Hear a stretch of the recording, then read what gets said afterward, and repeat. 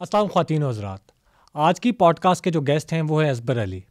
असबर भाई का पिछले 20 साल का एक्सपीरियंस है इन content creation and digital marketing.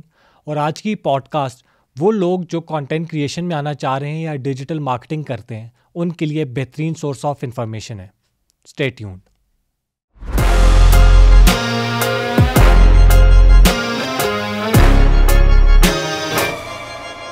अस्सलाम वालेकुम असबर भाई, कैसे हैं आप? जी अल्लाह का शुक्र, बिल्कुल ठीक ठाक। आप सुनाएं कैसे हैं? अल्लाह का शुक्र। पहले लोगों को बता दूं कि मेरी और आपकी मुलाकात कैसे हुई थी। बेसिकली मेरा भी इतना टाइम तो नहीं हुआ, साल 1.5 साल 2 साल ही हुए कम्युनिटी में ज़्यादा एंटर होते हुए। तो मेरी और आपकी पहली दफ़ा फेसबुक पे बात हुई थी, सलाम दुआ हुई, गपशप हुई। और पर्सनालिटी आपकी ऐसी है कि बंदा वैसे ही मुरीद हो जाता है। तो गपशप हुई, उसके बाद पहली मुलाकात हमारे इतना टाइम नहीं हुआ, मुल्तान में हमारी पहली मुलाकात हुई। जी जी जी। और मुल्तान के बाद ये अभी कनेक्टेड पाकिस्तान पे हमारी हुई है। लेकिन अगर मैं अपनी इंडस्ट्री में लोगों से रिलेट करूं जिनके साथ मेरी सबसे ज़्यादा है, उसमें आप हैं, अरसलान भाई हैं और जाजी है। ये 2-3 लोग हैं जिनसे मैं ज़्यादा कनेक्ट करता हूँ या जिनके साथ मेरी ज़्यादा गपशप है। बैक जो आपकी लाइफ थी या जो आपकी हिस्ट्री है, आप आए कैसे, इस फील्ड में कैसे आए, कंटेंट तो आपका बड़ा अच्छा निकल रहा है, फॉलोइंग भी बड़ी तगड़ी है। तो वो मुझे भी इतना आइडिया नहीं है, तो ऑब्वियसली मेरी ऑडियंस को भी आइडिया नहीं है। तो पहले पॉडकास्ट को उस तरह लेकर चलते हैं कि आपकी थोड़ा सा अपना बैक लाइफ बता दें, कहाँ से काम स्टार्ट किया, क्या करते हैं, कैसे स्टार्ट किया, क्या आपकी स्कूलिंग और एजुकेशन कहाँ से? बिल्कुल। और आपने बात कर रहे थे कि पहली मुलाकात है, दूसरी मुलाकात है। तो मुलाकात से पहले ये चीज़ होती है कि एक रिलेट करना होता है, एक बंदे से आप मिल रहे होते हैं, कहते हैं हाँ यार इसके साथ चलेगी, लंबी चलेगी। तो बस वो ऐसा लगा ब्रदरहुड, और फिर जो है ना वो चल रही है और इंशाल्लाह लंबी चलेगी। और सवाल किया आपने कैसे शुरू हुआ। तो शुरुआत ऐसे हुई कि बहुत पुरानी बात है, कुछ तब शायद ये इंटरनेट और डीएसएल भी नहीं था। अच्छा। और उस दौरान जो है वो मेरे रिलेटिव थे, मेरे मामू थे, उन्होंने बताया कि ऐसे ऐसे होता है। तो बैचलर मैं शायद कर रहा था उस टाइम। और बैचलर्स कहाँ से कर रहे थे? बैचलर वहीं लोकल जो है कॉलेज था। आप मुल्तान से बेसिकली? बिल्कुल, मैं मुल्तान से हूँ। अच्छा। और वहाँ पर जो है वो जिस तरह पढ़ाई में पूरे सूरे थे, तो बस एजुकेशन पूरी कर रहे थे फैमिली प्रेशर में ही। तो साथ जो है वो ये पता लगा कि जी ऑनलाइन ऐसे पैसे बनते हैं। तो गूगल एडसेंस जो है वो हुआ करता था उस ज़माने में। हाँ, और बिल्कुल उस पर वेबसाइट बनाई, और उसके बाद आज उस टर्म को ब्लॉगिंग के आर्बिट्रेज कहते हैं। अच्छा। कि आप गूगल एड्स के थ्रू जो है वो ट्रैफिक लेते थे अपनी वेबसाइट पर, और फिर वेबसाइट पर गूगल एडसेंस के थ्रू जो है ना वो एड्स आया करती थी। और उस गूगल एड्स को चलाने के लिए कार्ड नहीं होता था, किसी दोस्त की खिदमत हासिल की, मिनते शिनते की कि भाई ज़रा दे दो, जो चलाना है पैसे बनते हैं। तो वो जो है वो शुरू किया। और तो उसके ब्लॉग्स बाद लिखते थे, ब्लॉगिंग करते थे या? अच्छा, ब्लॉगिंग उसे कहा जाता था उस टाइम। वो टर्म ब्लॉगिंग भी नहीं थी। और उस टाइम मतलब आप समझ लें कि जिस तरह वर्ड इस्तेमाल करते हैं, तो माइक्रोसॉफ्ट का एक फ्रंट पेज सॉफ्टवेयर था, उसके अंदर वेबसाइट बना करती थी। ऐसे ही है। और उस टाइम ये फ्रेश कंटेंट और कुछ लिखो या ना लिखो ये मैटर भी नहीं करता था, और शायद पता भी नहीं था कि ये काम करते हैं। तो कॉपी पेस्ट कंटेंट होता था, फैशन और इंटीरियर डिज़ाइनिंग टाइप ब्लॉग्स बनाकर और ट्रैफिक लेते थे। अच्छा। और गूगल एडसेंस से ज़्यादा पैसे बन जाते थे और एड्स में कम स्पेंड होते थे। तो ये बेसिकली मॉडल था जहाँ से स्टार्ट किया। तो पहली जब इनकम आई तो income in a sense of थे कि $100 से कम नहीं आते थे। और फिर जब वो आई तो वो चेक की सूरत में आई, और चेक जो है वहाँ से 30 डेज़ में पाकिस्तान आता था। यानी कि पहले आप 30 डेज़ इनकम करते थे, फिर 30 डेज़ में चेक आता था पाकिस्तान। फिर वो आप अंडर एज था मैं, तो मदर के अकाउंट में वो चेक डिपॉजिट कराया, फिर वो इंटरनेशनल चेक होता था। फिर वो इंटरनेशनल चेक क्लियरिंग में 30 डेज़ और देता था। अच्छा। और आप ये देख लें 4-5 महीने का एक साइकिल होता है, जिसमें आपको पहले तो आपने इनकम करनी कैसी है वो पार्ट है, और फिर इनकम आती थी। तो वो टाइम था। और फिर जब पहला चेक आया तो फिर आसपास वाले लोगों को ज़रा यकीन दिलाना भी आसान होता है। और फिर जो है ना पर उसमें लग गए। पार्ट टाइम किया करते थे, पर फैमिली प्रेशर था कि भाई डिग्री ज़रूर होनी चाहिए। तो बैचलर के बाद फिर जो है वो मास्टर्स किया। और मास्टर्स किया तो इस दौरान जो है ना वो नौकरी का प्रेशर बरकरार था। तो पार्ट टाइम में कर रहा था मैं ऑनलाइन काम। तो मॉर्निंग में जो है ना वो आपका एक टेलीकॉम कंपनी थी, उसमें मैं सेल्समैन जो है वो भर्ती हो गए। और सुबह फिर जो है वो हम सिम्स बेचा करते थे। और दोपहर को जो है ना वो एक टीवी प्रोडक्शन कंपनी थी, हम दोस्तों ने बनाई। तो हम कुछ टीवी प्रोडक्शन कर करके वो चैनल्स को सेल करते थे। अच्छा। उसके अलावा इवनिंग में जो है वो मास्टर्स चल रहा था, और रात को जो है वो ऑनलाइन चल रहा था। और आप यूके यूएसए में ट्रैफिक जनरेट करते थे पाकिस्तान में? यूके यूएसए में ही करते थे, क्योंकि उस टाइम इतनी ट्रैफिक थी नहीं पाकिस्तान में। हाँ, और वो इंटरनेट ही इतना नहीं। एग्जैक्टली। और दूसरा टियर 1 कंट्रीज़ थे, वो अच्छे कंट्रीज़ थे, वहाँ से क्लिक रेट अच्छा मिलता था, तो प्रॉफिट अच्छा बन जाता था। आप यकीन नहीं करेंगे कि 3000 की स्पेंडिंग पे जो है ना गूगल एडसेंस पे 20,000 रुपीज़ बन जाते थे। अच्छा। तो ये बहुत अच्छा नंबर था। इधर आप पैसे लगाते थे, उधर से पैसे आ जाते थे।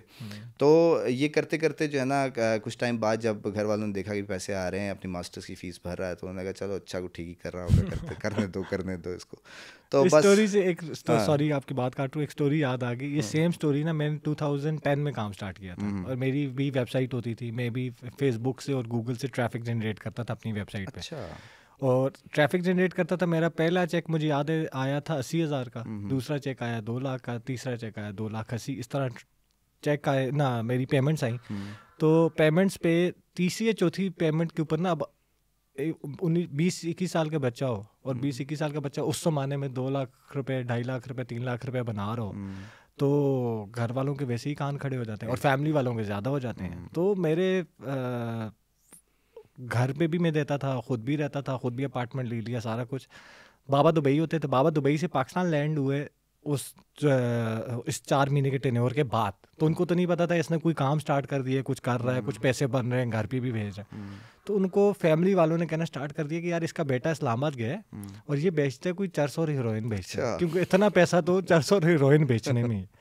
अबू उठ के सुबह रात को पहुंचे हैं, 1-2 दिन उधर रखे हैं। जब उन्होंने लेफ्ट राइट से ये सुना, वो उठ के ना आगे इस्लामाबाद मेरे पास, और मुझे कह रहे हैं मुझे दोस्त से भी मिलवाओ। मैं दोस्तों से मिलवा रहा हूँ, मेरी यूनिवर्सिटी जा रहे हैं, मेरे अपार्टमेंट आ रहे हैं, परेशान हूँ। मैंने कहा मुझे बताएं तो सही हुआ क्या है। सारे दोस्तों से मिलवा दिया, सब कुछ कर दिया, मसला क्या है, हुआ क्या है। कहते हैं यार मुझे ये लग रहा है ना तू 400 हीरोइन बेचता है। मैं कहा क्यों, कैसे लग रहा है। कहते ये जो पैसे तू कमा रहा है, तू कल का बच्चा है, अभी इस्लामाबाद आया, 4-5 महीने हुए तुझे, और 5-6 महीनों में तेरी इतनी अर्निंग आ रही है, तो कैसे आ रही। फिर मैंने उनको खोल कर दिखाया कि यार ये मेरी वेबसाइट है, ये मेरा कंटेंट है, ये मेरी ट्रैफिक है, ये गूगल के अकाउंट्स हैं, ये इस तरह पेमेंट आती है, ये मेरे अकाउंट में पेमेंट लगती है। वो सारा उनको समझा, उनको समझ तो इतना नहीं आया, लेकिन वो समझ गया कि चलो कुछ ऑनलाइन ही कुछ कर रहा है और कुछ उससे तो यही होता है ना, ये असल में जनरेशन गैप भी है कि वो हवाई रोजी वाला फैक्टर इसलिए इसे कहा जाता है ना कि वो जनरेशन गैप है जो उसको डाइजेस्ट नहीं कर सकता कि पता नहीं भाई ये ठीक भी आ रही, कब तक आएगी, कौन पैसे भेज रहा है। तो ये बड़ा फैक्टर है, और ये बड़े अरसे जो है वो सिनेरियो चलता रहा, क्योंकि अब तो आप देखते हैं अपने चारों तरफ, हम गए CPC में, हमने देखा कि दुनिया आई हुई थी, अब तो ये काफ़ी अवेयरनेस हो गई। हम मैं और आप जिस टाइम पीरियड से, उस टाइम पीरियड में तो उसका कॉन्सेप्ट भी नहीं था ना, मतलब इंटरनेट की से अर्निंग का, या फेसबुक मोनेटाइजेशन, टिकटॉक से पैसे का, इन प्लेटफॉर्म से कमाने का, फ्रीलांसिंग से भी कोई ट्रेंड नहीं था कि फ्रीलांसिंग से भी आप फाइवर कुछ है और आप उससे अर्न कर सकते हो। तो हम तो बिल्कुल स्टार्टिंग वाले लोगों में से। दूसरा ये कि मैंने जो जितना नोटिस किया कि हमारे फादर और वाले जो टाइम पीरियड था, उसमें मेहनत बहुत ज़्यादा होती थी और अर्निंग इतनी ज़्यादा नहीं होती थी। और जैसे ही मेरा टाइम पीरियड है या आपका टाइम पीरियड है, तो इसमें दिमाग का काम ज़्यादा है, आपकी मेहनत कम है, पैसा बहुत ज़्यादा है। तो उन लोगों को इसलिए वजह से ये कॉन्सेप्ट समझ नहीं आता कि भाई ऐसे कैसे हो सकता है कि बंदा लैपटॉप पे बैठा हुआ है, 3-4 घंटे 5 घंटे लगाता है और महीने के बाद इसके अकाउंट में पैसे आ जाए। ऐसी कौन सी फील्ड के अंदर है कि जिसमें स्टार्टिंग वाले पीरियड में। वो सही बात आप कह रहे हैं कि फील्ड ऐसी है कि स्मार्ट वर्क है, और वो लोग मोटिवेट भी हो जाते हैं ना कि जी हाँ जो है वो इतने पैसे बनाए और लाखों रुपए, वो वायरल भी होती है वो वीडियो, ऐसा ही है। तो फिर वो लोग भी आ जाते हैं जो पता नहीं क्या समझ के आते हैं, और फिर ज़ाहिर बात है हम सब जानते हैं यहाँ पर, मैं तो जानते हैं कि जी ये हर किसी के बस की बात नहीं है, क्योंकि आपने आउट ऑफ द बॉक्स सोचना है, हर चीज़ नहीं चलेगी। शायद आप किसी का फार्मूला रेप्लिकेट कुछ दिन कर लेंगे, पर आपके आइडिया में जान होनी चाहिए। तो बस फिर 2007 में वर्डप्रेस आया, उसके बाद 2008 में फिर ब्लॉगिंग शुरू हुई, और फिर वही नई आइडिया था, चीज़ें मैच्योर नहीं थी, इतना मटेरियल नहीं था, तजर्बे करते रहे। 2010-11 में जो है ना फिर फ्रीलांसिंग शुरू हो गई, और फ्रीलांसिंग के बाद कोई भी ऐसा पाकिस्तान में मैकेनिज़्म नहीं था कि आप किसी गोरे से 1 क्लिक में जो है ना वो पाकिस्तान पेमेंट मंगवा लें। तो फिर अल्टीमेटली जो है वो UK जाना पड़ा, और UK जाकर एक MBA भी वहाँ से करना पड़ा, पता है वो वीज़े के इश्यूज़ होते हैं। उसके साथ साथ एक कंपनी रजिस्टर कर दी। अच्छा, आप बाहर भी गए? जी बिल्कुल। अच्छा। तो वहाँ पर फिर ये मैं चाहता तो यही था कि वहाँ जैसे बिल्डअप करूँ, पर वहाँ पर जो ये स्किल्स थी ना, ये बड़ी हाई पेइंग जॉब्स है वहाँ पर। आप 4-5 हज़ार पाउंड में अगर आपको एक बंदा मिल रहा है, तो आप खुद सोचते हैं पाकिस्तान में तो आप लाइन लगा सकते हैं 4-5 हज़ार पाउंड में। ऐसे ही है, तो पूरा ऑफिस खड़ा कर सकते हैं। एग्जैक्टली, आज भी खड़ा कर सकते हैं। बिल्कुल। तो ये आज तक गैप है, वो मैंने समझ लिया, क्योंकि वहाँ पर इंडियंस ने बड़ी मार्केट ख़राब कर रखी थी कि वहाँ पर बहुत लो पेइंग जॉब्स जो है ना वो मतलब हमारे क्लाइंट को ख़राब कर रहे होते थे। तो फिर मैंने हल यही निकाला उसका कि भाई पाकिस्तान से जो है ना वो काम किया जाए और एंटी वहाँ की यूज़ की जाए। तो फिर वो मॉडल अच्छा बन गया और पेमेंट का मसला भी हल हो गया। तो फिर पाकिस्तान आने के बाद फिर ज़ाहिर बात चीज़ें नहीं थी, तो हर फील्ड किसी ने किसी चीज़ का बताया, उसमें कूद पड़े और फिर नई नई चीज़ें एक्सप्लोर की, CPA किया, लोकल ई-कॉमर्स किया। फिर उसके बाद अमेज़ॉन उस टाइम 2011 में मैंने शुरू किया। 100-200 ऑर्डर्स आते थे, खुद अपने हाथ से पैक करता था। पर वो क्या था कि टर्म एंड कंडीशन क्लियर नहीं थी, क्या काम करना है, कभी चल गया, बहुत ज़्यादा पैसे आए, कभी नहीं आए। तो फिर डिसाइड किया कि भाई कोई फील्ड स्पेसिफिक रह के ना फिर उसमें ज़रा कुछ एक्स्ट्राऑर्डिनरी करना पड़ेगा।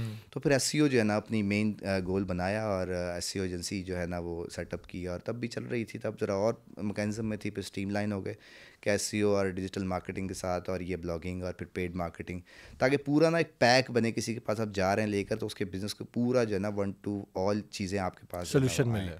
तो और ये एजेंसी कब से रन कर रहे हैं? 12 से? ये तकरीबन 11-12 से कर रहा हूँ। उससे पहले भी टीम थी मेरे पास, पर ये क्या जैसे आप डिजिटल मार्केटिंग एजेंसी का नाम दें, वो 2011 से जो है ना वो सेटअप हुई। और फिर जो है ना वो तकरीबन अब 4-5 साल पहले डिसाइड किया कि भाई इतना नॉलेज तो आ गया, अब सेल्फ ब्रांडिंग की तरफ थोड़ा बहुत आना चाहिए। तो जितनी स्किल्स मैंने लर्न की थी उस पर वीडियोज़ बनाना शुरू की। तो 2-4 साल मैंने बनाई, और उसके बाद मैंने देखा कि बेस लेवल पे जो है ना वो बहुत ज़्यादा मसले, क्योंकि मैंने नहीं सिलेक्ट की कि मैं बहुत एडवांस चीज़ें बताऊंगा, बेसिक बहुत मटेरियल पड़ा हुआ है। हाँ, बहुत मटेरियल पड़ा हुआ है। अच्छा, मैं बना तो रहा था, लोगों को पसंद भी आ रही थी, पर ऑडियंस है ना जो कमेंट्स आते थे ना वो बड़े बेसिक लेवल के आते थे। मुझे अंदाज़ा हुआ कि बेस लेवल में बहुत बड़ी ऑडियंस पड़ी हुई है और जो नहीं रिलेट कर पा रही। बिल्कुल। तो बेसिक भी थोड़ा बहुत काम किया। फिर मैंने कहा नहीं, ये पढ़ाना लिखाना एक कैप लगा हुआ है, पाकिस्तान में 10-15 हज़ार बंदा है जो कि सीखना चाह रहा है, और इससे ऊपर बढ़ जाएगा, शायद बहुत टाइम लगेगा।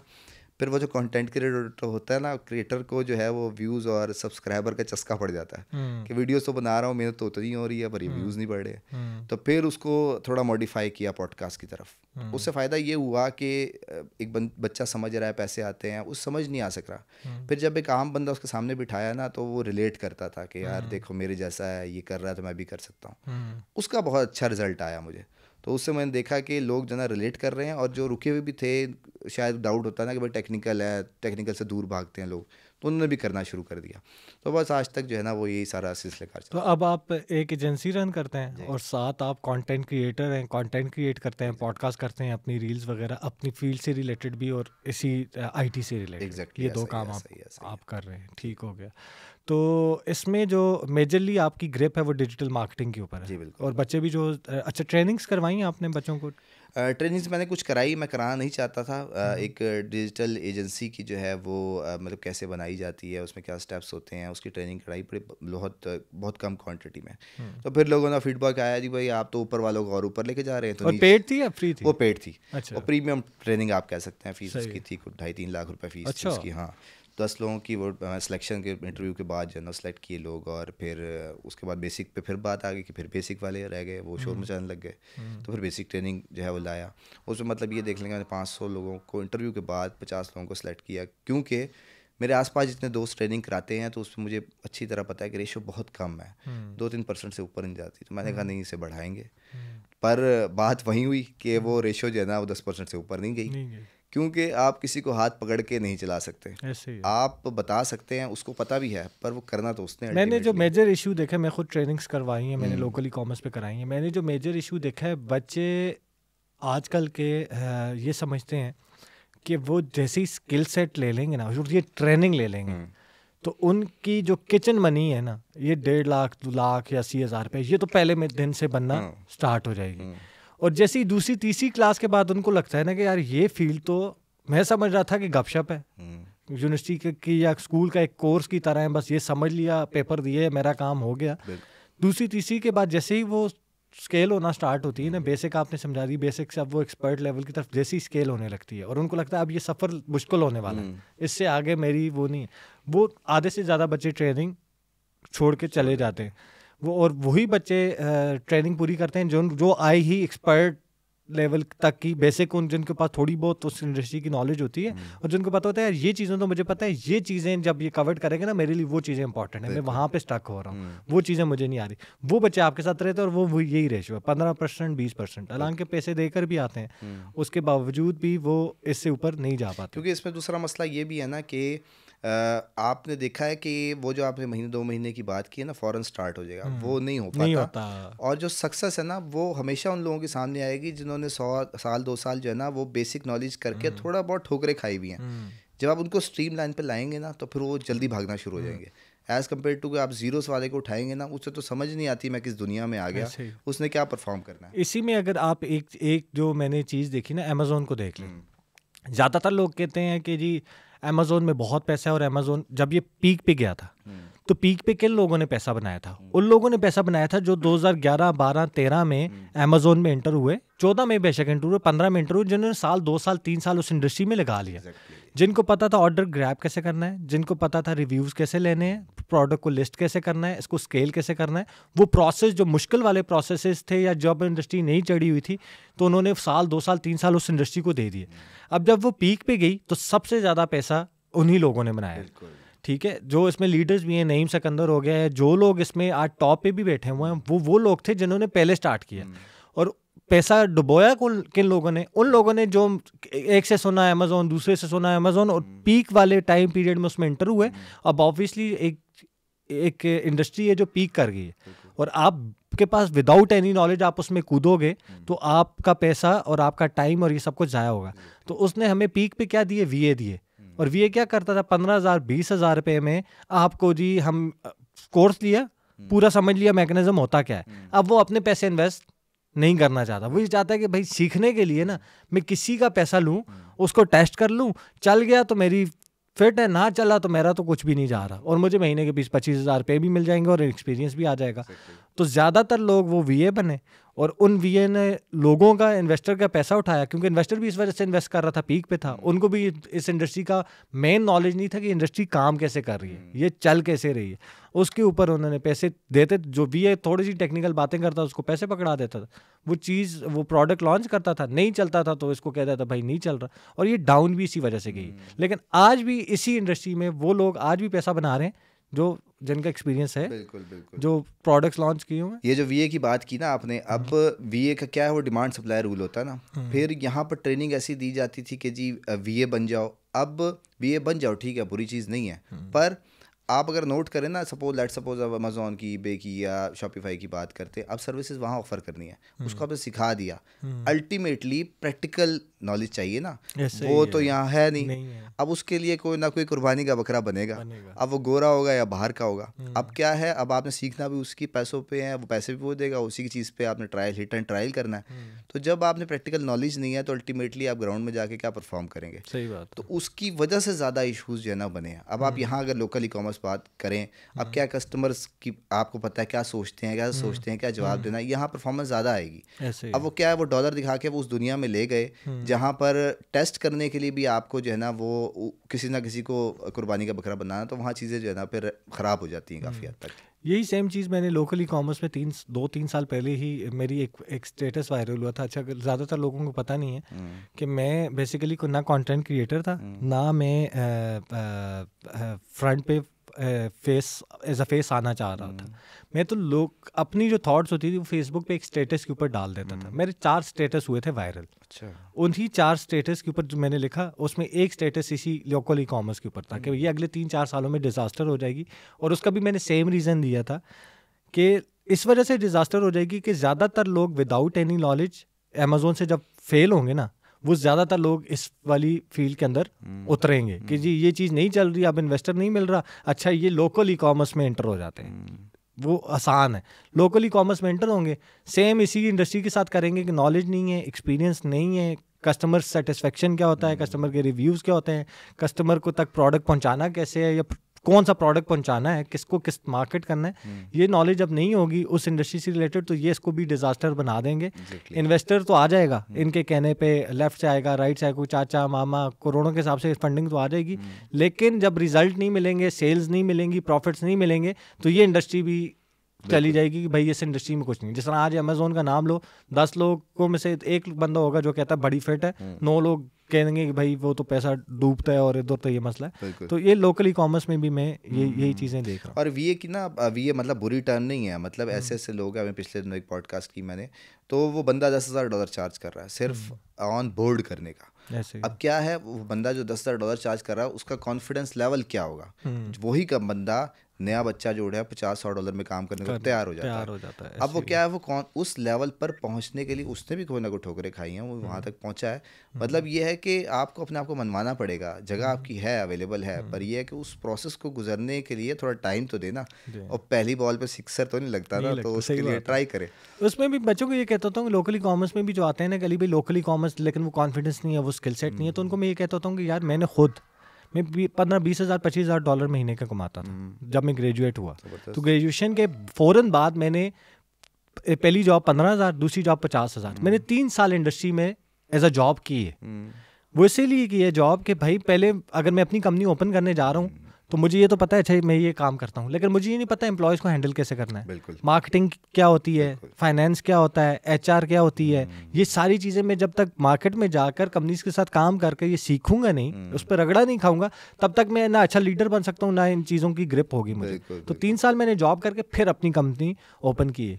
और लोकल ई कॉमर्स में ये कहता हूँ, बजाय किसी का पैसा डुबोने के, अपना पैसा डुबोने के और वो स्किल सेट लेने के, आप 3 साल किसी ई कॉमर्स स्टोर के साथ जाकर जॉब कर लो, प्राइवेट लेबल स्टोर के साथ कर लो, वाइट लेबल स्टोर्स के साथ। जो उससे ये होता है कि आपकी पूरी एक्सपीरियंस आ जाता है, अच्छा यार प्रोडक्ट ये सोर्स कैसे कर रहे हैं। और जितनी छोटी कंपनी होगी उतना ज़्यादा आप सीखोगे, क्योंकि बड़ी कंपनीज में क्या होता है, मैंने खुद बड़ी कंपनीज में जॉब की, मैंने कोक में भी की हुई है, यूफोन में भी की हुई है, हेज़कोल पेट्रोलियम में भी की हुई है।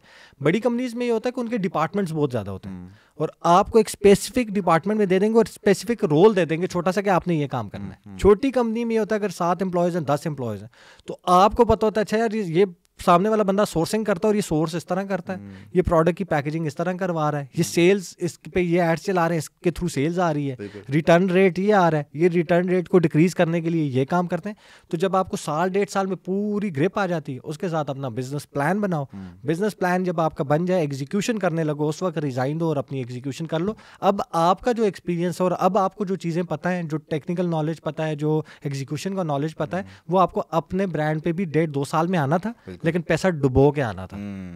लेकिन यहाँ पे आपका पे मंथली सैलरी भी मिल गई, काम भी हो गया, एक्सपीरियंस भी ले लिया। अब आप लॉन्च करोगे तो आपका प्लानिंग और आपकी एग्जीक्यूशन के डूबने के चांसेस बहुत ज़्यादा कम है। तो ये बड़ी अच्छी बात की आपने, मुझे पसंद आई है कि जो आपने उसकी जॉब सेट की बात की है ना, बेसिकली मैं नए बच्चे को यही कहता हूँ जिसको आप ऑनलाइन बता दिया, उससे शायद पैसे भी कमा लिए, पर अगर उसे वर्क फ्लो नहीं पता, फ्यूचर आपका टीम से बनेगा। आप अकेले तीर नहीं मार सकते, आपको टीम चाहिए। उस टीम को कंट्रोल कैसे करना, नीचे से जाएंगे, आपको पता होगा नीचे की पॉलिटिक्स क्या होती है, उसको मैनेज कैसे करना है, माइंडसेट क्या होता है, अच्छा बॉस ने कैसे क्लास लेनी है, इसने मेरे से तब कैसे काम कराया था, वो एक्सपीरियंस होता है, उससे आपको पता लगता है ऑर्गेनाइजेशन काम कैसे करती है। और फिर जब आप जाते हैं मार्केट में, तो अब आपको पता है कि नीचे वाला क्या कर रहा होगा, इसको कैसे काबू करना है, कैसे चलाना है, तो ये बड़ा मैटर करता है।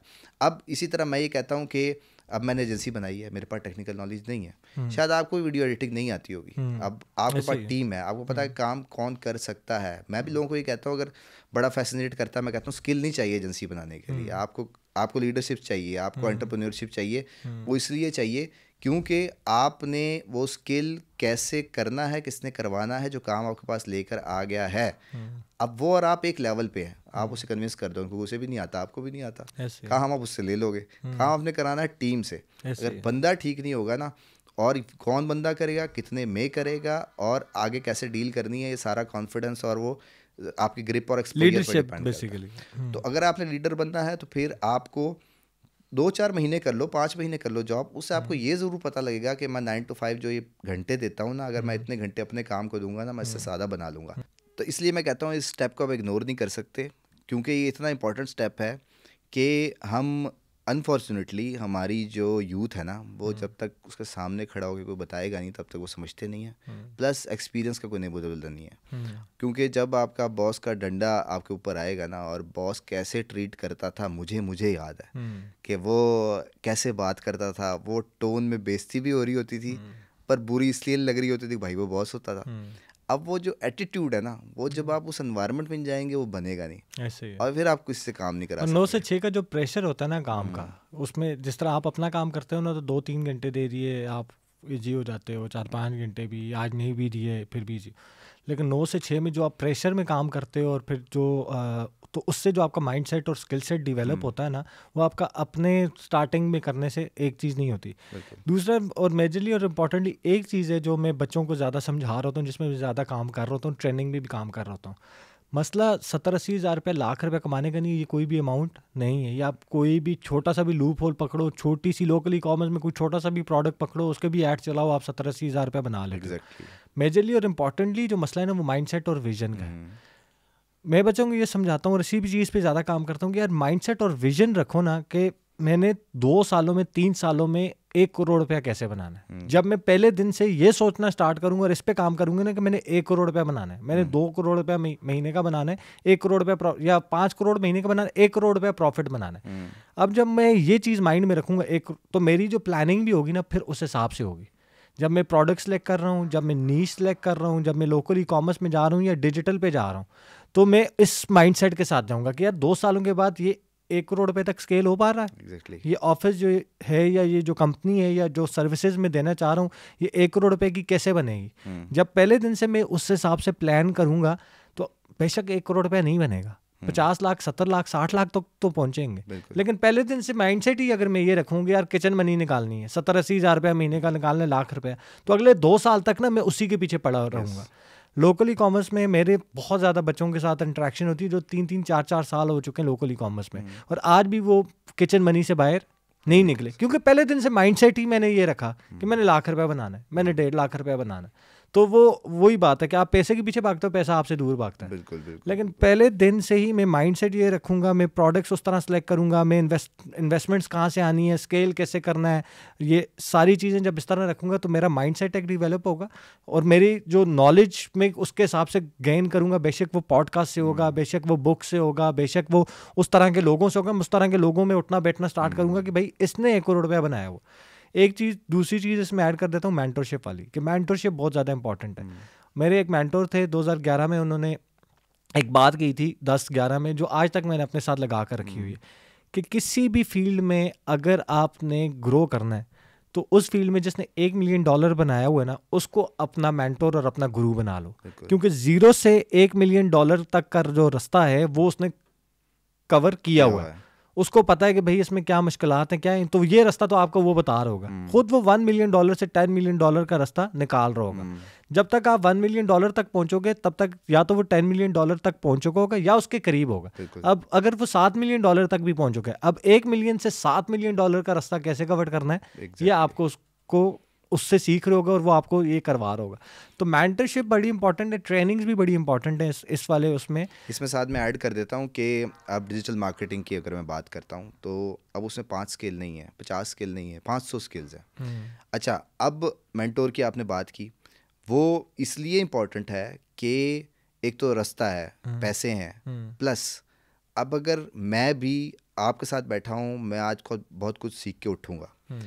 मैं अगर किसी और के साथ बैठता हूँ और मेरे से बहुत नीचे लेवल पे है और मैं जब देखता हूँ कि यार ये स्किल से पैसे बना रहा है, ये तो मैंने 5 साल पहले छोड़ दी थी, वो क्या हुआ कि वो मुझे लगता था कि बस ये पोटेंशियल है, वो उसने वहाँ से स्टार्ट किया, उसने कहा अपने हिसाब से उसे ऑप्टिमाइज़ किया, और वो जब इतने ज़्यादा उसमें से पोटेंशियल निकालता है तो बेसिकली क्या है, मैं अलग हूँ, आप अलग हैं, आप और तरह सोचते हैं, मैं और तरह सोचता हूँ, तो होता क्या है कि हम सब एक दूसरे से सीख रहे होते हैं। मैं अगर इवेंट पे जाता हूँ और मुझे इवेंट में जाकर ऐसे ऐसे केस स्टडीज़ आप कहेंगे कि नज़र आती हैं जो बहुत सी छोटी स्किल्स हैं, मैं स्किल भी नहीं समझता उसको, पर वो उस किसी एक के लिए अगर $1 लाख बना रही है तो $1 लाख बहुत बड़ी चीज़ है किसी नए बंदे के लिए। तो डिपेंड करता है कि आपका एक्सपोजर कितना है, आप उसे कैसे पिच कर रहे हैं, कहाँ लेके जा रहे हैं, उसको किसकी प्रॉब्लम का वो सोल्यूशन है। अगर आप उस तक पहुंच गए तो बस आप उसमें से मैक्सिमम पोटेंशियल निकाल लेंगे। तो स्किल्स बहुत सारी अवेलेबल हैं। ये जो कूदते हैं ना इधर से उधर, अब आप कह रहे हैं लोकल ई कॉमर्स, मैं कह रहा हूँ डिजिटल मार्केटिंग, अब आपके पास जाऊँ या मेरे पास जाऊँ, कहाँ जाऊँ, अब वो जो कन्फ्यूजन है ना, बेसिकली ये सोचना है कि भाई मुझे कौन सी चीज़ समझ आ रही है, समझ आएगी तो परफॉर्मेंस निकलेगी ना उसमें। अब अगर आप कह जी $1 लाख और मैं कहूँ जी $50,000, अब वो कहेंगे नहीं 1 लाख वाले की सुनते हैं, तो क्या है, हालांकि पैसा कम नहीं है, आपने पहला स्टेप लेंगे, आप उधर भी चले जाएंगे, इधर भी आ जाएंगे, पर यह है कि वो जो एक्सपोजर आपको मिलेगा ना, वो डिसाइड कराएगा कि डायरेक्शन कौन सी आपके लिए ठीक है। जो आपने बात की ना, मेरी भी एक्सपीरियंस 34 साल मेरी एज है, 13-14 साल 15 साल इंडस्ट्री में हो चुके हैं, आपका भी मेरे से भी ज़्यादा एक्सपीरियंस है, तो हम जो भी बात करते हैं एक्सपीरियंस की बेसिस पे कर रहा हूँ कि जो बच्चे आजकल, जो आपने बात की बहुत वैलिड बात की और बहुत इंपॉर्टेंट इशू को डिस्कस किया कि यार ये जो एक फील्ड से दूसरी फील्ड में जो छलांग होती है ना, कि 6 महीने दिए, 6 महीने के बाद ठक मारा, ये नहीं चल रही मेरे लिए दूसरे में, क्योंकि हमारी टाइम पे एक चीज़ बड़ी अच्छी थी, स्क्रीनशॉट्स नहीं होते।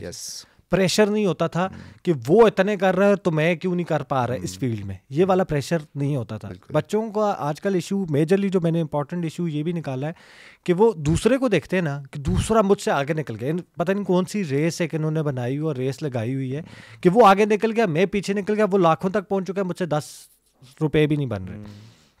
तो ये कोई रेस नहीं है, एक चीज। दूसरी चीज ये कि अपनी एक नीश सेलेक्ट कर लो, अपनी एक फील्ड सेलेक्ट कर लो। और मेरे 13-14 साल सेम फील्ड के अंदर हो चुके हैं, ठीक है। मैं डिजिटल मार्केटिंग में इंटर हुआ था और 2017 से ई कॉमर्स में हूँ, लेकिन डिजिटल मार्केटिंग और ई कॉमर्स दोनों रिलेटेबल फील्ड है। ऐसी नहीं है कि आप डिजिटल मार्केटिंग करके आपको कंप्लीटली एक न्यू फील्ड करनी पड़ेगी, दोनों ऑलमोस्ट सिमिलर है। ई कॉमर्स में थोड़ा सा आपको चीज़ें मतलब प्रोडक्ट ऐड हो जाता है, डिजिटल मार्केटिंग में आपके पास प्रोडक्ट ऐड नहीं होता, आप एड्स के ऊपर और कंटेंट के ऊपर फोकस होते हो। आपको कंटेंट बनाना आ जाता है, आपको एड्स आ जाते हैं, तीसरी चीज़ आप ऐड करते हैं तो प्रोडक्ट तो आपकी ई कॉमर्स कंप्लीट हो जाती है। तो कहने का मकसद ये मेरा भी समझाने का मकसद ये होता है कि यार मेजरली फोकस करो अपने स्किल सेट के ऊपर, एक नीश के ऊपर, और उस पर सोच लो कि भाई मैंने इसमें कितने मिलियन डॉलर्स या कितनी ग्रोथ लेकर जानी है, कितना मैं इससे कमाना चाह रहा हूँ। बात आप वाली कि पैसा इस फील्ड में भी है, पैसा उस फील्ड में भी, पैसा तो हर फील्ड में है, लेकिन उस फील्ड में भी रहकर अब बच्चों का मैं कहता होता हूँ कि अगर आप एजेंसी चला रहे हो और आप 30,000 रुपये पे क्लाइंट्स लिए जा रहे हो, अगले 5 साल 7 सालों तक भी आप मिलियनेयर नहीं बन सकते। 100 साल चाहिए आपको, 3 लाख रुपए अगर आप महीने का प्रॉफिट बना रहे हो तो 200 साल चाहिए आपको $1 मिलियन बनाने का, तो नहीं बन सकते। तो पहले दिन से स्ट्रैटेजी रखनी है ना भाई कि ये अगर मैं लाख रुपए का क्लाइंट ले रहा हूँ तो मैंने कितने महीनों तक लाख रुपए का लेना है और उसके बाद मैंने स्केल कैसे करना है। सेम स्किल सेट के ऊपर आप लाख रुपए ही चार्ज करोगे, मैं क्या चीज़ इसमें एक्स्ट्रा ऐड करूंगा कि वो मेरा क्लाइंट का बजट ऊपर जाएगा, मैं क्लाइंट से ज़्यादा चार्ज करूंगा। उसके बाद 6 महीने मैंने वो करना है और 6 महीने के बाद फिर मैं अप सेल कैसे करूंगा, ज़्यादा क्लाइंट को कैसे लेकर आऊँगा, टीम को कैसे ग्रो करवाऊंगा, कौन से स्किल सेट उसमें एक्स्ट्रा ऐड करवाऊंगा जिससे वो ऊपर जाएगा। अब मैं अपनी छोटी सी एग्जाम्पल देता हूँ कि मैं भी एजेंसी रन कर रहा था, लेकिन मैंने अपनी नीशेस सेलेक्ट कर ली थी कि यार मैंने क्लाइंट लेना है ना तो इस नीश से बाहर नहीं लेना। मैं कभी फूड का क्लाइंट नहीं लेता था, उसके पीछे रीज़न ये था कि फूड वाला एक रेस्टोरेंट वाला है, वो महीने के 7-8 लाख रुपए से ऊपर नहीं कमाता, बहुत भी ज़्यादा हुआ 15 लाख कमा लेगा, 20 लाख कमा लेगा। इसका ये मतलब है कि वो इसका 10% ही मार्केटिंग पे स्पेंड करेगा। अगर वो 20 लाख कमा रहा है तो 2 लाख से ऊपर वो स्पेंड ही नहीं करेगा मार्केटिंग पे, ठीक है।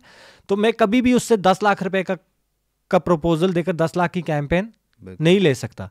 लेकिन जिन निशेस पे मैं लेता था क्लाइंट वो था रियल एस्टेट। अब रियल एस्टेट पे मुझे पता था कि अगर एक कंपनी है उसका महीने का रेवेन्यू 30 करोड़ है और उसके पास मैं प्रपोजल लेकर जाता हूँ कि यार ये कैंपेन रन करनी है, ये सेलिब्रिटीज़ को ऑन बोर्ड करना है और इसके बिल बोर्ड्स पे ऐसे जाएगी, न्यूज़पेपर पे ऐसे जाएगी, डिजिटल पे ऐसे जाएगी, लीड्स ऐसे जनरेट होंगी, अवेयरनेस ऐसे होगी, ये कैंपेन में लेकर जाता हूँ और उसका बजट में उसको 50 लाख भी देता हूँ ना, और उसको समझ आता है यार हाँ 50 लाख में मेरा नाम भी बन रहा है, मुझे लीड्स भी आ रही है, मुझे सेल्स भी आ रही है और मैं इस कैंपेन से ही 2-2.5 करोड़ रुपए की सिर्फ सेल्स आ जाएंगी, तो वो मुझे 50 लाख रुपए आराम से दे देगा क्योंकि उसका रेवेन्यू 50 करोड़, उसके लिए 50 लाख निकालना कोई इशू नहीं है। तो मैंने स्पेसिफिक वो रखी थी और फिर मैं उन्हीं क्लाइंट्स को लेता था और मिनिमम रखा हुआ था क्योंकि मुझे पता था स्किल सेट है, मुझे पता है कि भाई कंटेंट क्या होना है, स्ट्रैटेजी क्या होती है, बिग आइडिया क्या होता है, सेम कैंपेन को आपने न्यूज़पेपर पे कैसे लेके जाना है, बिलबोर्ड पे कैसे लेके जाना है, टीवी कमर्शियल पे कैसे लेके जाना है, सॉन्ग पे कैसे लेकर जाना है, इवेंट पे कैसे लेकर जाना है, उस कैंपेन को 6 महीने तक लेकर कैसे चलना है। ये जब नॉलेज था तो जब जाकर आप पिच करते थे तो आपको मिल जाता था। अब ओगिलवी 80 लाख रुपए एक क्लाइंट को चार्ज करती है और हमारे ये बच्चे 30,000 रुपये से ऊपर नहीं जा पा रहे होते। तो बात वही है कि आपने पहले वो स्किल सेट साथ साथ इम्प्रूव करना है और एक माइंड सेट रखना है कि अपने माइलस्टोन्स रखने कि ये काम मैंने इस मंथ तक करना है।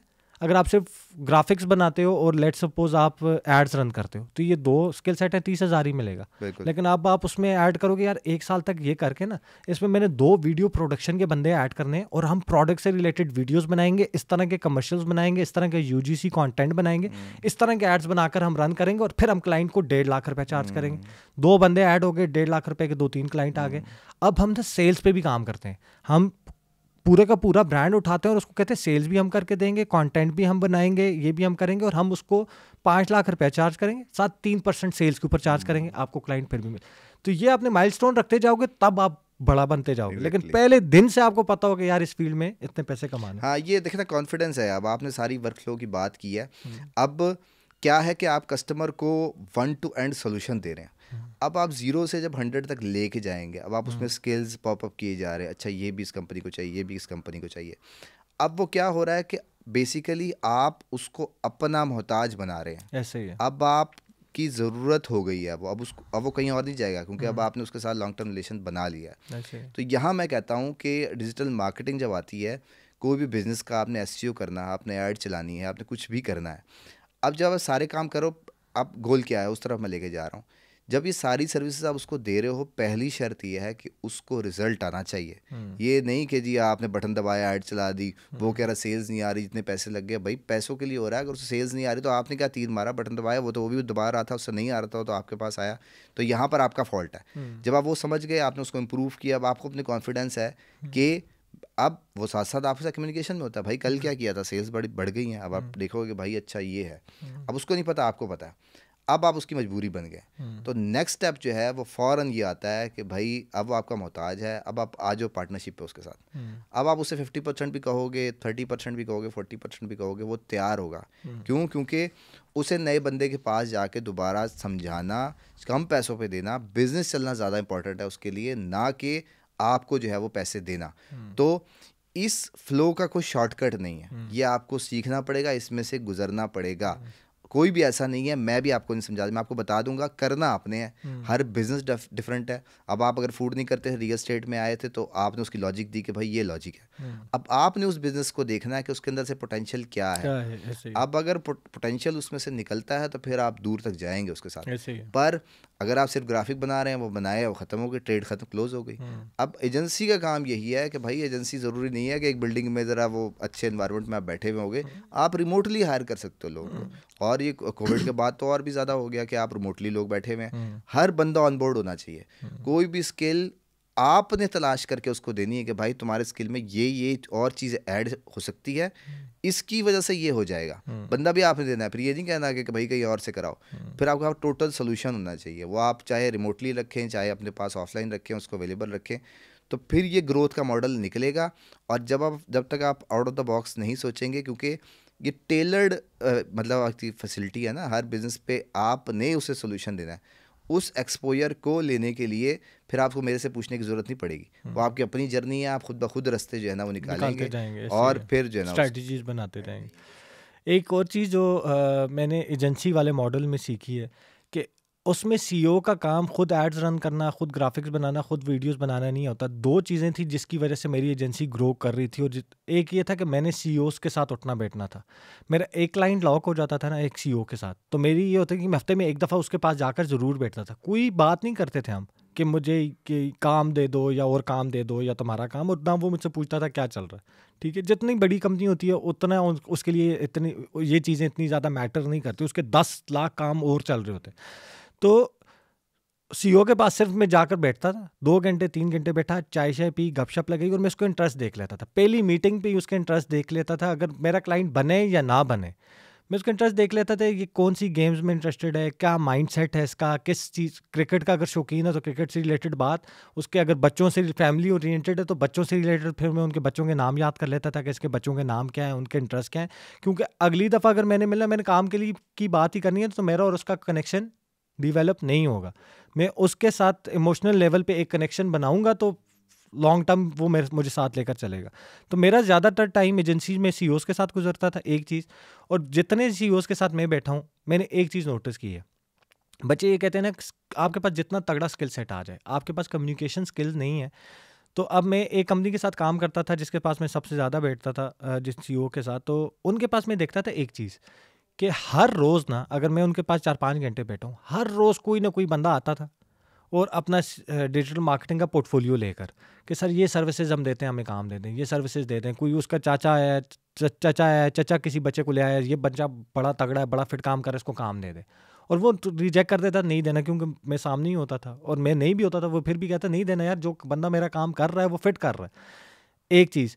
दूसरी चीज़ ये जो मैं करता था, जिसकी वजह से मैं स्केल करता था, कि मैं अपने कंपटीशन में किसी भी कंपनी को कोई भी काम उठाने नहीं देता था। मैं ये नहीं करता था कि सर मैं एसईओ में तगड़ा हूँ, मैं डिजिटल मार्केटिंग में तगड़ा हूँ, तो मैं उससे डिजिटल मार्केटिंग कर रहा हूँ, ग्राफिक कोई और बना रहा है, वीडियोस कोई और बना रहा है, उसकी प्रिंटिंग कोई और कर रहा है, उसके बिलबोर्ड्स कोई और लगा रहा है। सीईओ भी नहीं चाहता, वो चाहता है भाई वन विंडो सोल्यूशन हो, एक पॉइंट ऑफ कॉन्टैक्ट हो मेरा, इस मार्केटिंग से रिलेटेड जो भी काम हो मैं उस वेंडर को दे दूँ, ठीक है। तो वो मुझे प्रिंटिंग भी देता था, बेशक प्रिंटिंग मेरी एक्सपर्टीज नहीं है, लेकिन मैं उसको प्रिंटिंग करवा कर अपने बंदे भिजवा कर प्रॉपर्ली जो वो चाह रहा है उससे बेहतर क्वालिटी की चीज़ उसको देता था।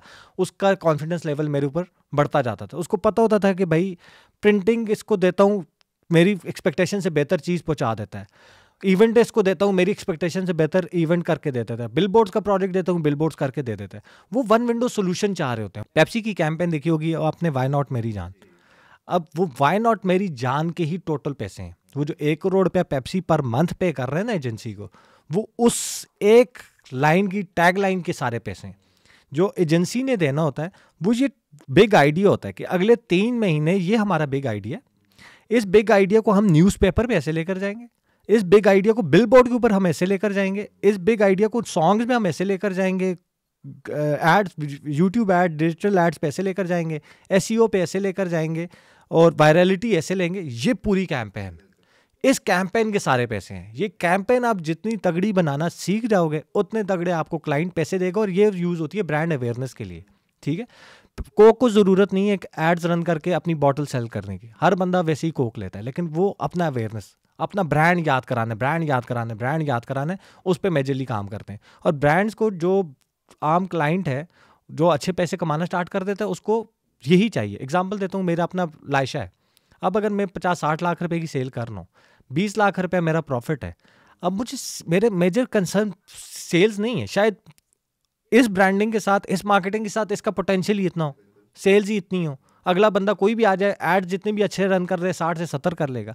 अब रिक्वायरमेंट किस चीज़ की है, इसको ब्रांड बनाना है, और ब्रांड बनाने के लिए उसकी कैंपेन्स ही अलग होती हैं, उसकी टैगलाइंस ही अलग होती हैं, उसकी ग्राफिक्स की भी एक पैटर्न होता है कि ये ग्राफिक्स के ये कलर्स होंगे, इन कलर से बाहर हमने नहीं जाना, हमारी टैगलाइन हमेशा यहाँ पे रहेगी। हम इन्फ्लुएंसर को ऑनबोर्ड करेंगे तो सबसे पहले जो वीडियो का वो स्टार्ट लेगी वो इस लाइन से लेगी, उसके बाद बीच में ये बोलेगी। ये चीज़ें होती हैं जो मुझे कोई आकर पिच करेगा, और इन चीज़ों के ऊपर अगर कहेगा कि फिर आप ब्रांड बनेंगे, और एज अ ब्रांड आप इस्टेब्लिश होंगे। जितना आप इस्टेब्लिश होंगे सेल्स ऑटोमेटिकली आपकी इस्टेब्लिश होती जाएगी। बच्चे जो लैग करते हैं, जो मैंने डिजिटल मार्केटिंग एजेंसी में देखा, वो यहाँ पे करते हैं, वो ये समझते हैं एड्स प्लेस करो और सेल्स लेकर आओ ना, यही सबसे बड़ा काम है।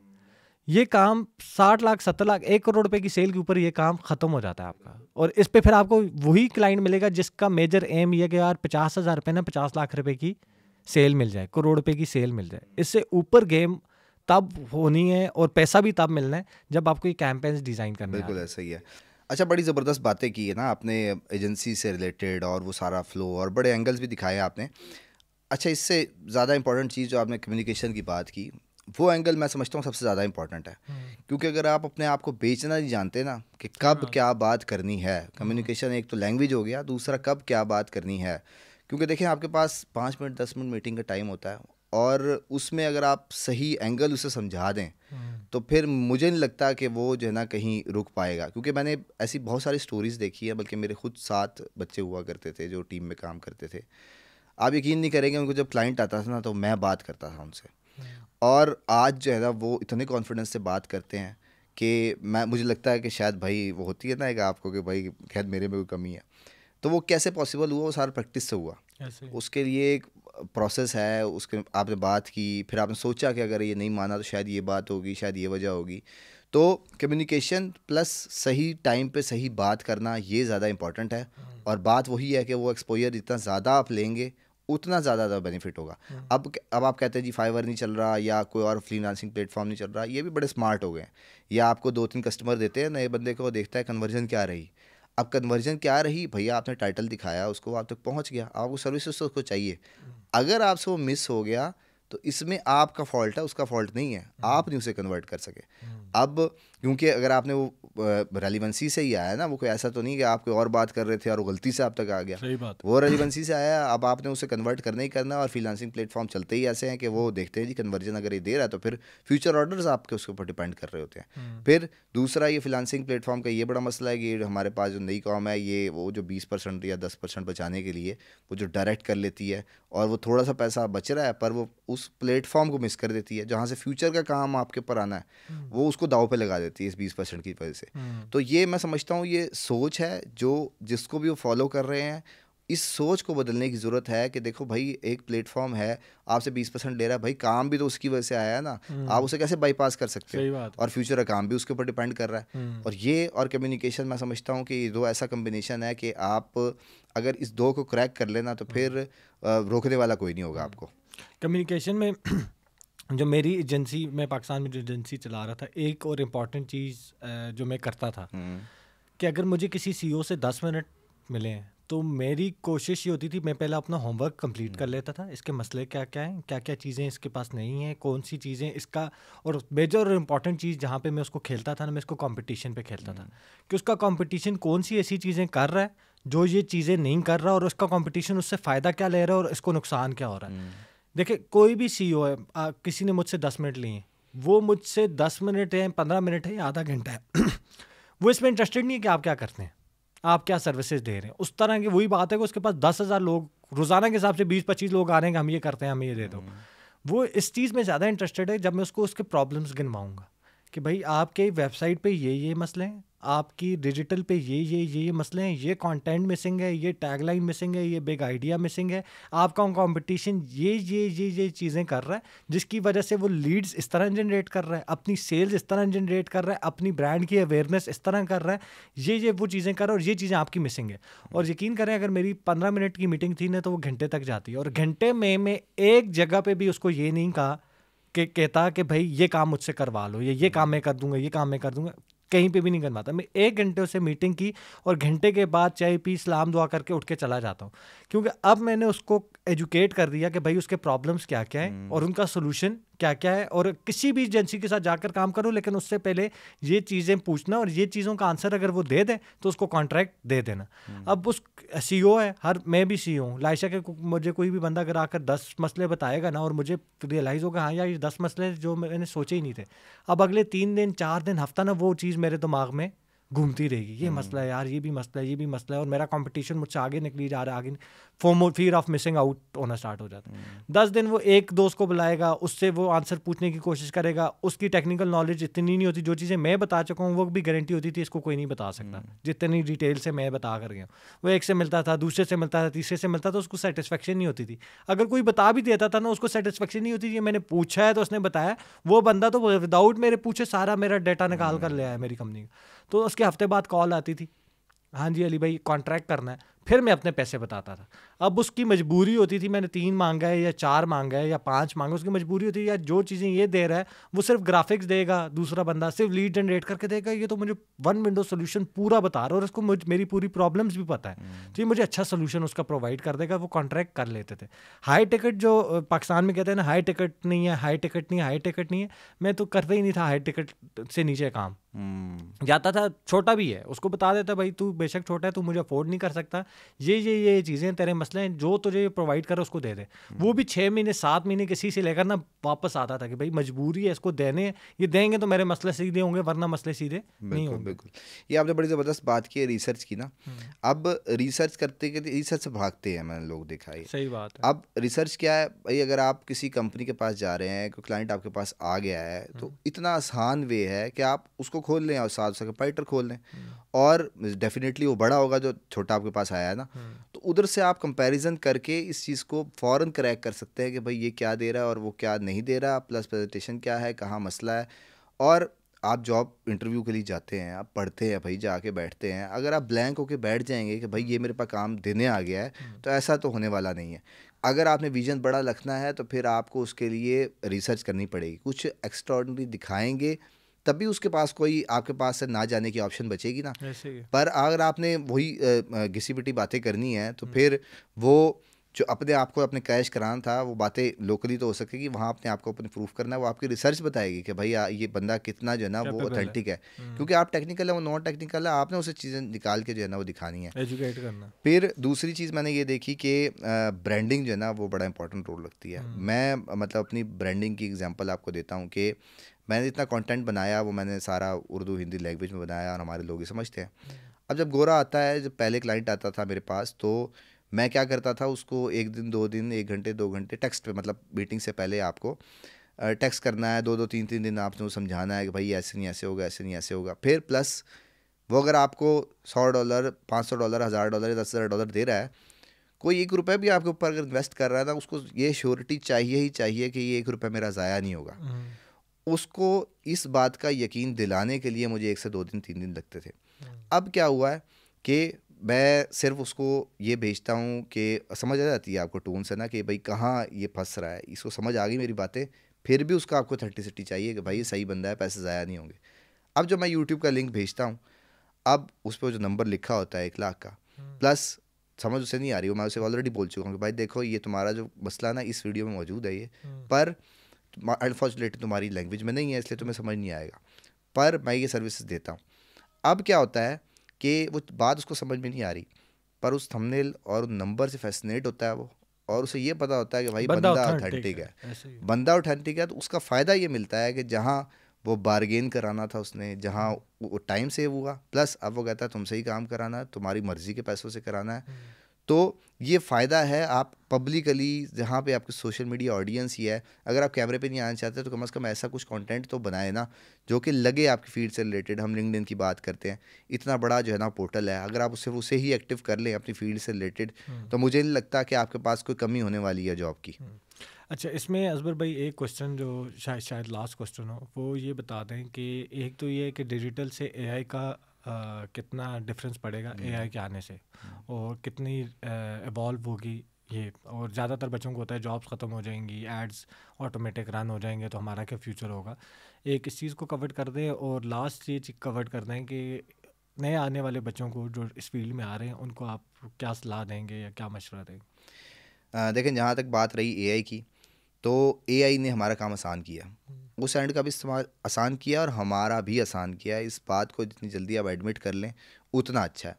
हमें बात वही है, हम लकीर के फ़कीर थे, हमें बताया जाता था कि भाई ये देखो ऐसे ऐसे ऐसे ये स्टेप्स हैं, इसको फॉलो करना है। जब तक आप आउट ऑफ द बॉक्स नहीं सोचेंगे, अगर मैं फ्रीलांसिंग की बात करता हूँ, लोग ऐसे आला आला प्रपोज़ल लिख रहे हैं, मतलब अगर आपने एआई से प्रपोज़ल लिखवाया है किसी का, आपको वो एक एंगल भी एक्सप्लेन करके दे देगा जो कि शायद आप सोच भी नहीं सकते थे अगर आप उसे जॉब डिस्क्रिप्शन दे दें। तो ये उस जीपीटी का, एआई का फ़ायदा है कि हमने उसे सिर्फ इस्तेमाल करना सीखना है। पहले आप उसे अपना मसला समझाएं बंदे की तरह। मैं आपके साथ पहली दफ़ा बैठ गया, मैं बता रहा हूँ जी कि मुझे आप काम दे दो। अब आप मुझे जानते नहीं हैं, मेरी स्किल सेट क्या है, ये आपने खुद एक्सप्लेन करना था और एक एआई ने एक्सप्लेन करके देना था। दोनों में ज़मीन आसमान का फ़र्क होगा, क्योंकि वो प्रोफेशनली एक्सप्लेन करेगा, वो सारी चीज़ें बताएगा। ये तो हो गई उसकी बात। अब अगर हम इसको एड कॉपीज़ की बात करें या इस तरह किसी भी टेक्निकल चीज़ की बात करें जहाँ पे ह्यूमन की इन्वॉल्वमेंट थी, तो वहाँ पर भी आपको आइडियाज़ निकालने के लिए एआई की हेल्प लेनी पड़ेगी। हेल्प की वर्ड मैं इस्तेमाल कर रहा हूँ, ये नहीं कह रहा कि जी वो काम ही उससे ही करवाना आपने, क्योंकि जब आप ह्यूमन टच देंगे वो नज़र आता है। एआई का लिखा हुआ और ह्यूमन का लिखे में फ़र्क होता है, वो इमोशंस नहीं डाल सकता। आपने वाई नॉट मेरी जान की बात की कि क्या ये ब्रांड लाइन मुझे बताएं, ये एआई निकाल सकता था? ज़ाहिर बात है उसके पीछे रिसर्च थी, आपने उसे इमोशंस देने हैं कि भाई सराउंडिंग में ये है, हमारा कल्चर ये है। उसको इस्तेमाल करते हुए आपने कोई आर्टिकल लिखना है, कोई ऐड कॉपी लिखनी है, कोई आर्टिकल लिखना है इवन, तो आप उसे समझाएंगे कि भाई ये फैक्टर्स हैं, इसको मद्देनज़र रखते हुए लिखोगे। अब क्या होगा कि हमें वो आदत पड़ गई है कि एआई आ गया तो बटन दबाओ और निकाल लो जो भी है ऐसे। अब जब उसने एक्सप्लेन किया है, अब आपने ये तलाश करना है कि कौन से एंगल मिस हो गए। क्यों? क्योंकि क्या होता है, मेरा जो आपकी पर्सनैलिटी के बारे में था, हमने पॉडकास्ट की, अब जो मेरा प्रोस्पेक्टिव है वो चेंज हो चुका है। ये कैसे पॉसिबल हुआ? ये हमारी बातें करने से पॉसिबल हुआ है। जब हमने बातें की हैं तो हमें पता लगा कि भाई ये 4 पॉइंट्स और एक्स्ट्रा थे जो कि आज आपके बारे में मुझे और मेरे बारे में आपको पता लगे हैं। तो एआई क्या कर रहा है कि एआई आपको पाथ दे रहा है, उस पाथ के अंदर आपने मिर्च मसाले खुद डालने हैं, फिर उसके अंदर तड़का लगेगा और फिर आप कहीं पहुंच सकेंगे। तो कभी भी जो है ना ये पीछे नहीं हो सकता। इसमें सॉरी आपकी बात काट रहा हूँ, इसमें एक बड़ा बहुत मज़े का पॉइंट, एक मेरे पॉडकास्ट आए थे, उनका अच्छा भला 37-38 साल 40 साल जॉब का एक्सपीरियंस था, उन्होंने दिया कि जब वो कहते हैं जब इंटरनेट आ रहा था ना, तो तब भी लोग ये कहते थे कि भाई इंटरनेट आ गया तो ये जॉब्स ख़त्म हो जाएंगी, बिजनेस ख़त्म हो जाएंगे, सारा कुछ इंटरनेट लेके चला जाएगा। तो कहते हैं इंटरनेट के आने के बाद जॉब्स ज़्यादा क्रिएट हुई, इंटरनेट के आने के बाद ह्यूमन ज़्यादा इन्वॉल्व हुआ, बिजनेसेस ज़्यादा ग्रो हुए। तो कहते हैं अब एआई के बारे में भी है, तो कहते हैं वो सेम है कि ये जॉब्स ज़्यादा क्रिएट करेगा, ये अपॉर्चुनिटीज़ ज़्यादा क्रिएट करेगा, ये आपका क्या कहते हैं इसको तो जो बिजनेसेस हैं वो ज़्यादा ग्रो करने में भी हेल्प करेगा। पहले लोग पैदल सफ़र करते थे तो कम टाइम, ज़्यादा टाइम लगता था, गाड़ियाँ आई तो गाड़ियाँ आने की वजह से सफ़र होना ख़त्म नहीं हुआ, सफ़र हो रहा है लेकिन अब आपका कम टाइम पीरियड में ज़्यादा हो रहा है। तो एआई को जहाँ जिस तरह मैं देख रहा हूँ, वो उनकी बात वो मेरे दिमाग में बैठ चुकी है कि एआई को जिस तरह मैं देख रहा हूँ, मैं भी इसी तरह देख रहा हूँ कि इसके आने से बिजनेसेस को ग्रो करने में हेल्प मिलेगी, ह्यूमन फैक्टर्स और इन्वॉल्व रहेगा और शायद ज़्यादा इन्वॉल्व हो जाए, क्योंकि एआई एक न्यू टेक्नोलॉजी है और उसको भी चलाने के लिए लोग चाहिए, उस सॉफ्टवेयर्स को बनाने के लिए लोग चाहिए, उस टेक्नोलॉजी को ई कॉमर्स में, डिजिटल में, इसमें इंटीग्रेट करने के लिए लोग चाहिए। तो एआई को अगर आप आज से पढ़ना, रीड करना, उन सॉफ्टवेयर्स को यूज़ करना। अच्छा, मुझसे बच्चे पूछते हैं कि अगर हम डिजिटल मार्केटिंग से रिलेटेड हैं तो एआई के आने की वजह से एड्स तो वो कर रहा होगा, तो मैं उनको ये कहता हूँ कि भाई आप 10 जो सॉफ्टवेयर्स हैं ना आपकी फील्ड के अंदर, उनके ऊपर इतनी ग्रिप ले लो, आपकी सीवी के ऊपर एडेड एडवांटेज आ जाता है कि भाई मैं डिजिटल मार्केटिंग करता हूँ, ये कॉपी राइटिंग के लिए ये 3 सॉफ्टवेयर्स हैं वो यूज़ करता हूँ, ग्राफिक्स के लिए ये सॉफ्टवेयर यूज़ करता हूँ, स्ट्रैटेजीज़ के लिए ये सॉफ्टवेयर यूज़ करता हूँ, इस एड्स को रन करने के लिए ये 3 सॉफ्टवेयर्स हैं, गूगल के लिए ये यूज़ कर, जेमिनाई यूज़ करता हूँ, दूसरे के लिए ये यूज़ करता हूँ, तीसरे के लिए। तो आपके जब 10 होंगे और 10 के ऊपर आपकी ग्रिप है तो ऑटोमेटिकली आपके, अगर आप पहले 50,000 में हायर होने थे, अब आप 1.5 लाख में हायर होने हो, क्योंकि आपकी उन सॉफ्टवेयर्स के ऊपर भी ग्रिप आ गई है। आपको मैनुअल तरीका भी सारा आता है, एआई को यूज़ करके भी डिजिटल को कैसे यूज़ करना है वो तरीका भी आता है, तो ऑब्वियसली मैं उस बंदे को ज़्यादा प्रेफर करूंगा जिनकी ग्रिप है। तो एआई को इग्नोर करके अगर चलेंगे, जिस तरह नोकिया ने इग्नोर किया था कि एंड्रॉइड पे कन्वर्ट हो रही थी और एप्पल पे iOS पे कन्वर्ट हो रहे थे, और उन्होंने कहा कि हमने नहीं करना, हमारे पास तो बहुत बड़ा यूज़र और वो हमारा ही यूज़ करेगा। तो क्या हुआ कि उन्होंने नहीं कन्वर्ट किया, तो वो तो बिल्कुल खत्म हो गए। तो अगर मैं इसी पर रिलक्टेंट रहूंगा कि नहीं एआई आ रही है और मैंने करना ही है कि जो मैं कर रहा हूँ और मेरी वाली स्ट्रैटेजीज ही काम करी, मैंने इसको इंक्लूड नहीं करना, फिर तो ऑब्वियसली आपकी जॉब भी खत्म होगी और आपका काम भी खत्म होगा। वन लाइन इसका सोल्यूशन ये है, या इसका जवाब ये बनता है कि मैं ऑफलाइन की बात करता हूँ कि जॉब ये लोग सीरियस ले को ऑफलाइन ऑनलाइन में होते हैं ना, हमें तो पता लग रहा होता है यही आ गई है। ऑफलाइन वाले ना बहुत चिल बैठे होते हैं, ऐसे ही वो क्या है, गवर्नमेंट जॉब लग गई तो बस ज़िंदगी सेट हो गई। तो जो जॉब्स कर रहे हैं और एक फ़्लो के तहत कर रहे हैं, वो क्या होता है, वो क्लर्क होता है, वो 4 स्टेप्स होते हैं, वो सारा दिन वही करे जा रहा होता है और कोई क्रिएटिविटी नहीं है, कुछ नहीं है। कि वो आइडेंटिफाई करें कि अगर एक सर्कल में आप काम कर रहे हैं और वो सर्कल, वो 4 स्टेप्स हैं, वो 5 स्टेप्स हैं, वो 10 स्टेप्स हैं, और उसमें कुछ नया नहीं मिल रहा आपको सीखने को अगले दिन, तो फिर आपको एआई रिप्लेस कर जाएगा और फिर आप सर पकड़ के बैठे होंगे। उससे पहले आपने ये देखना है कि अपनी जगह कहाँ बनती है। वो फील्ड्स नई आ रही है ना, वो क्या होता है, सर पे पड़ जाती है, जब वो डाउन साइजिंग होती है, कहते हैं वो जो निकाल दिया हमें, वो बेसिकली आपको ही निकालना होता है, जो आप काम कर रहे थे उसकी वैल्यू ख़त्म हो गई है। तो आपने अपनी वैल्यू बढ़ाने के लिए अपने आप को अपग्रेड करना। तो एआई से आप ये पूछ सकते हैं कि भाई ये काम है, इसको, और क्योंकि हर बंदे को डाउन साइज करना है, जाहिर बात है, प्रोसेसेस अपग्रेड हो रहे हैं, ऑप्टिमाइज़ हो रहे हैं, तो फिर आपको भी ऑप्टिमाइज़ करने की ज़रूरत है। और जहाँ तक रही बात ऑनलाइन की, तो देखें क्रिएटिविटी जो है वो जब भी इंसान की ज़रूरत पड़ेगी, जब भी क्रिएटिविटी आएगी, और वो एआई उस लेवल की नहीं बना सकेगा। आप ह्यूमन टच लाने के लिए आपको आउट ऑफ द बॉक्स सोचना पड़ेगा, तो फिर ही कहीं पहुँच सकेंगे हम। ऐसे ही। और लास्ट जो मेरी चीज़ थी कि एक एडवाइस जो आप बच्चों को देना चाह रहे हैं, जो इस फील्ड में डिजिटल में आना चाह रहे हैं, एसईओ में आना चाह रहे हैं, उनके लिए क्या एडवाइस आप? देखें, सबसे बड़ी मिथ बनी हुई है कि आप अपने सराउंडिंग में देखते हैं, लोगों से मिलते हैं कि जी कैसा काम चल रहा है, तो वो कहते हैं कि पहले जैसा नहीं रहा।